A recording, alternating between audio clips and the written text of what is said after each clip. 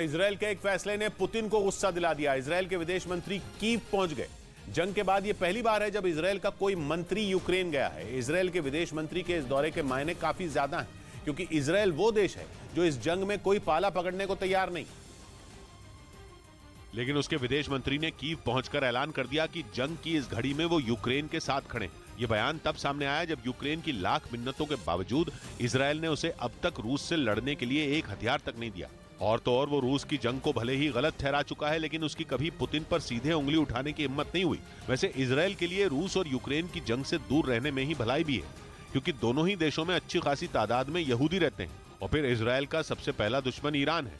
Iran Syria के रास्ते Israel में हिंसा फैलाने की फिराक में रहता है, इसलिए इजरायल वहां ईरान के लड़ाकों पर एयर स्ट्राइक करता है। इजरायल ये पुतिन की हामी की वजह से ही कर पाता है। इधर दिल्ली के मेजर ध्यानचंद नेशनल स्टेडियम में प्रधानमंत्री नरेंद्र मोदी ने आदि महोत्सव का उद्घाटन किया। इसका आयोजन आदिवासी समुदाय के उत्पादों को पहचान दिलाने के मकसद से किया गया, जिसमें 1000 से ज्यादा आदिवासी समुदाय के कलाकार और कारीगर हिस्सा ले रहे हैं। आदि महोत्सव के उद्घाटन कार्यक्रम के दौरान कई सांस्कृतिक झांकियां पेश की गई।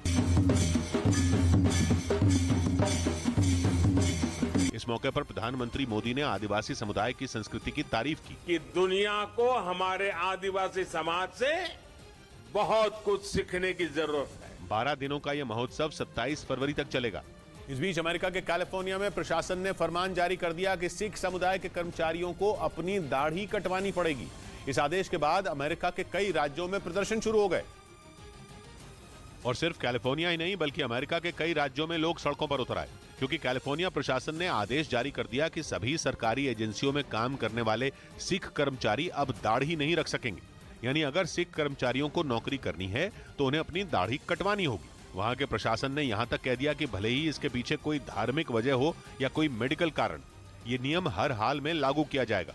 इस आदेश के खिलाफ कई मानवाधिकार संगठनों ने अपना विरोध जताना शुरू कर दिया। इधर न्यूज 18 को मिले एक्सक्लूसिव दस्तावेज से जम्मू कश्मीर में आतंकी साजिश का पर्दाफाश हो गया। खुफिया एजेंसियों के सूत्रों के मुताबिक आतंकी संगठन लश्कर-ए-तैयबा कश्मीर को दहलाने के लिए बड़ा अटैक कर सकता है। और न्यूज 18 को मिले एक्सक्लूसिव दस्तावेज ये बताते हैं कि आतंकियों के निशाने पर सुरक्षा बल के जवान हैं, जिन पर आने वाले 3 से 4 दिनों में राजौरी जिले में हमला हो सकता है। इसकी जिम्मेदारी लश्कर-ए-तैयबा ने अपने 2 आतंकियों को दी है। खुफिया एजेंसियों से मिले एक्सक्लूसिव दस्तावेज के मुताबिक उन आतंकियों के नाम दानिश हामिद और बासित अहमद है। आतंकी दानिश शोपियां का रहने वाला बताया गया, जबकि बासित का घर कुलगाम जिले में बताया गया। दोनों आतंकी AK-47 राइफल से लैस हैं, जो कम उम्र के लड़कों को बरगलाकर उन्हें हथियार उठाने के लिए उकसाने में भी जुटे हैं। हालांकि इस साजिश का पता चलते ही सुरक्षा एजेंसियों ने अलर्ट जारी कर दिया। दोनों आतंकियों को ढूंढने के लिए कई इलाकों में सर्च ऑपरेशन भी चलाया जा रहा है। इस बीच जर्मनी की